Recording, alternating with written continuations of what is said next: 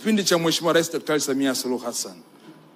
Lakini hii maana yake nini? Maana yake ni kwamba tutaipima nchi yetu kwa 50% ifikapo mwaka 2030. Na malengo yetu ni kuona sekta yetu inatoa mchango katika maisha ya Mtanzania. Na hapa naanza kufafanua, tukisema madini ni maisha maana yake nini? Madini ni maisha kwa sababu katika maisha ya leo ya mwanadamu, na hasa Mtanzania, huwezi kuikwepa sekta ya madini. Ina mchango mkubwa katika maisha yetu ya kila siku.